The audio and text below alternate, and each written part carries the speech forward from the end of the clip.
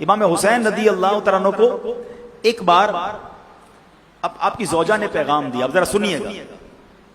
آپ کی زوجہ محترمہ نے امام حسین کو پیغام دیا کہ ہم نے آپ کے لیے بہترین کھانا اور خوشبو تیار کی ہے، تو آپ ایسا کریں کہ اپنے جیسے لائق آپ کے سٹیٹس کے برابر آپ کے لائق جو لوگ ہوں نا ان کو لے کر گھر آ جائیں، تو ہم کھانا بھی کھلائیں گے، ان کو خوشبو بھی پیش کریں گے۔ امام حسین نے کیا کیا، مسجد میں گئے، جتنے غریب لوگ تھے سب کو کہا چلو میرے گھر پہ دعوت ہے۔ اچھا اتنے لوگ لے آئے کہ پڑوس کی خاتون نے آپ کی زوجہ محترمہ سے فرمایا کہ کہا کہ آپ کے گھر میں تو غریبوں کا تانتا بن گیا، اتنے لوگ آ گئے۔ اب جب امام حسین گھر گئے نا تو اپنی زوجہ سے پتہ کیا کہتے ہیں، میں تم کو اللہ کی قسم دیتا ہوں، میں تمہیں اپنے حق کی قسم دیتا ہوں، تم کھانا اور خوشبو بچا کر نہیں رکھو گی،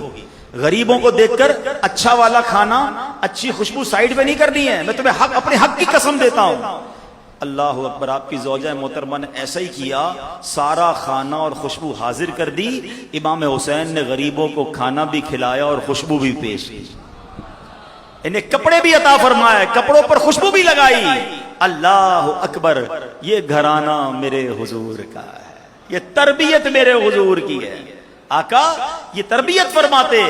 کہ غریبوں مسکینوں کے ساتھ برتاؤ کیسا۔ آج ہمارا حال یہی ہے، ہم تحفہ بھی دیتے تو اپنے جاننے والے کو، گھر پہ بھی جاتے تو اپنے جاننے والے کے، کوشش یہ ہوتی ہے کوئی امیر اپنے گھر بلا لے تو بڑا مزہ آئے گا،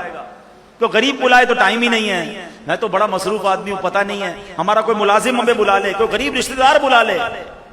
اس کے لیے ٹائم نہیں، امیروں کے لیے ٹائم ہے۔ ایک بار امام حسن کے بارے میں آتا، کہیں جا رہے تھے، راستے میں فٹ پاتھ پر کچھ فقیر کھا رہے تھے، انہوں نے کہا حضرت ہمارے ساتھ بھی کھائیں نا۔ امام حسن آپ اپنی سواری سے اترے، ان کے ساتھ بیٹھ گئے، کھانا نہیں کھایا، آپ نے فرمایا ہم سید ہیں، ہمارے لیے صدقہ جائز نہیں ہے، لیکن ان کے ساتھ بیٹھے، پھر کہا اچھا تم نے مجھے بلایا نا، اب میری دعوت قبول کرو، میرے گھر پہ بھی آ جاؤ۔ ان روڈ پر بیٹھ کے کھانے والوں کو اپنے گھر لایا اور بہترین کھانا کھلایا۔ یہ ہے کام جو کرنے والا ہے، جو سیکھنے والا ہے۔ ہم کہیں یار یہ غریب میرے برابر میں کیوں بیٹھ گیا، آپ ادھر نہیں بیٹھیں گے آپ ادھر بیٹھیں گے، ہماری تو دعوتوں میں بھی انداز اور ہوتے ہیں، ہمارے ساتھ کوئی غریب نہیں بیٹھ سکتا۔ تکبر پھر کس شے کا نام ہے؟ ایک طرف کہتے ہو میں پنجتن کا غلام ہوں، اور نبی پاک اور حسنین کریمین یہ تو غریبوں کے ساتھ بیٹھنا پسند فرماتے، عاجزی اور انکساری فرماتے، اور ہمیں تو اچھے نہیں لگتا جس کے کپڑے اچھے نہ ہوں، جو غریب سے نظر آتا ہو، نہ کرو ایسا، ہمیں نہیں پتا اس کا مقام کیا ہے۔ ایک اور بات، آخری بات سن لو، اللہ پاک نے اپنے اولیاء کو